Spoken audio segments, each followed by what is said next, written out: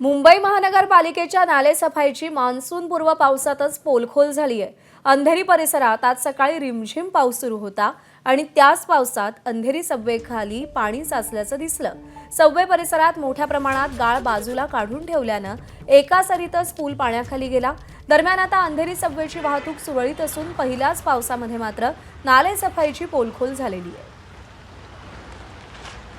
अभिषेक मुठाळ आपले प्रतिनिधी आपल्यासोबत आहेत। अभिषेक, खरं तर ही परिस्थिती खूप धुवाधार पाऊस झाला, संततधार पाऊस झाला तर ओढवते, पण रिमझिम पावसातच सबवे पाण्याखाली गेलाय, म्हणजे काय नालेसफाई झाली हा प्रश्न उपस्थित होतो।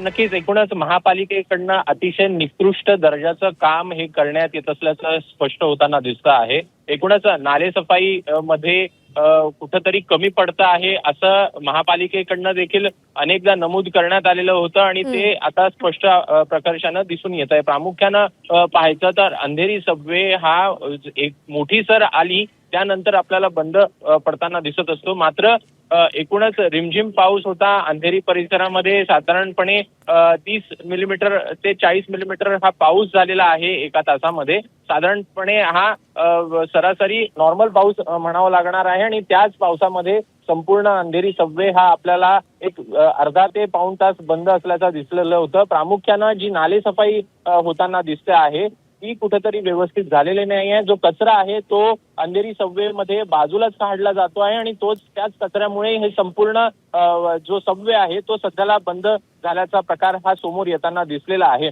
आणि त्यामुळे एकूणच नालेसफाई जी व्यवस्थित केली जात नाही त्यावर बरोबर आहे अभिषेक। त्यामुळे 31 मे ची डेडलाईन असते मान्सून पूर्व सगळी कामं करण्यासाठी, पण आता 3 जून उजाडला तरी सुद्धा ही परिस्थिती आपल्याला पाहायला मिळते की सगळीकडे गाळ आणि चिखल आणि सगळा कचरा तसाच आहे। अभिषेक, धन्यवाद दिलेल्या माहितीसाठी। एबीपी माझा, उघडा डोळे बघा नीट।